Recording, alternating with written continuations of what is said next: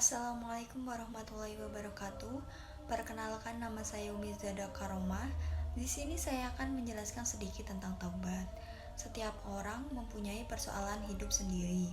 Ada yang sedih karena belum memperoleh pekerjaan, ada yang sedih belum mendapat jodoh, ada yang sedih karena membiayai keluarga, dan ada juga yang selalu gelisah karena dibayangi oleh perbuatan-perbuatan jahat dan dosa-dosanya.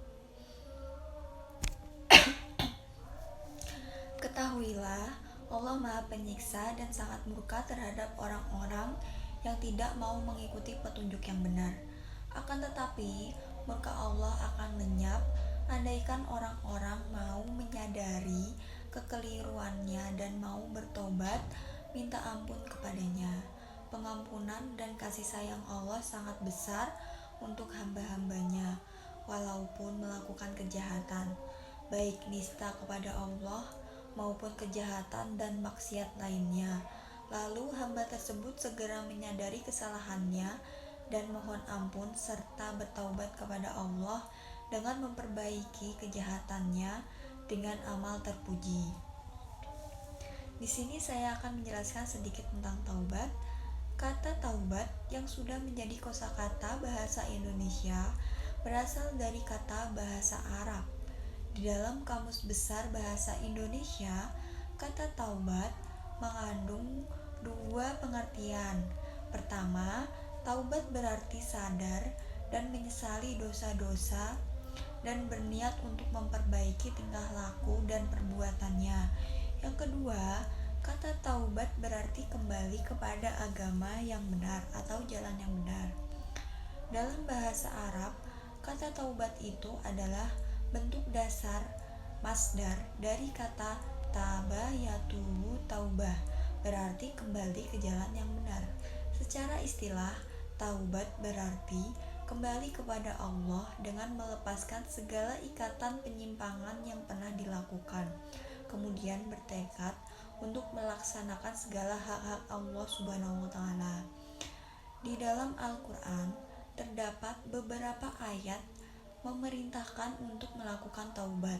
Di antara perintah bertaubat di dalam Al-Qur'an terdapat di dalam surat At-Tahrim ayat 66 yang artinya, "Hai orang-orang yang beriman, bertaubatlah kepada Allah dengan taubat yang semurni-murninya. Mudah-mudahan Tuhan kamu akan menghapus kesalahan-kesalahanmu dan memasukkanmu ke dalam surga yang mengalir di bawahnya sungai-sungai, pada hari ketika Allah tidak menghinakan Nabi dan orang-orang yang beriman bersama dengan dia, sedang cahaya mereka memancar di hadapan dan di sebelah kanan mereka, sambil mereka mengatakan, Ya Tuhan kami, sempurnakanlah bagi kami cahaya kami, dan ampunilah kami, sesungguhnya Engkau Maha Kuasa atas segala sesuatu."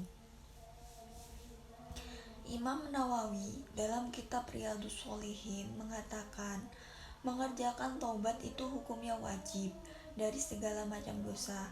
Jika kemaksiatan itu terjadi hanya antara seorang hamba dan Allah Subhanahu wa taala saja, yakni tidak ada hubungannya dengan hak seorang manusia lainnya, maka untuk bertaubat itu harus menetapi 3 macam syarat antara lain. Yang pertama, hendaklah menghentikan sama sekali dan seketika itu juga dari kemaksiatan yang telah dilakukan. Yang kedua, merasa menyesal karena telah melakukan kemaksiatan tersebut.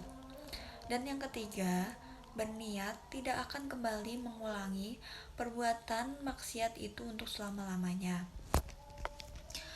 Apabila salah satu dari 3 syarat tersebut ada yang ketinggalan atau tidak dilakukan, maka tidak sah tobatnya.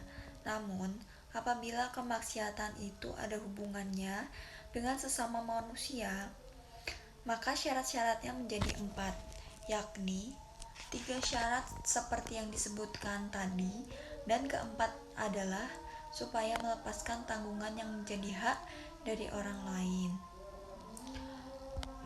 Dan jika tanggungan itu berupa harta atau semisal dengan itu, maka wajiblah mengembalikannya kepada orang yang berhak tadi. Jika berupa dakwaan zina atau yang semisal dengan itu, maka hendaklah mencabut dakwaan tadi dari orang yang didakwakan atau meminta pengampunan dari kawan orang yang didakwa tersebut. Jika merupakan pengumpatan, maka hendaklah meminta penghalalan, yakni pemaafan dari orang yang diumpat tadi. Yang selanjutnya adalah taubat yang ditolak oleh Allah Subhanahu wa taala. Pada dasarnya tidak ada taubat manusia yang ditolak Allah. Semua dosa dan maksiat yang dilakukan oleh umat manusia pastilah mendapat pengampunan dari Allah. Tentunya dengan catatan bahwa dosa-dosa yang dilakukannya tidak tergolong dosa-dosa yang tidak ada lagi ampunan bagi siapa saja yang berani melakukannya. Sekian dari saya. Wassalamualaikum warahmatullahi wabarakatuh.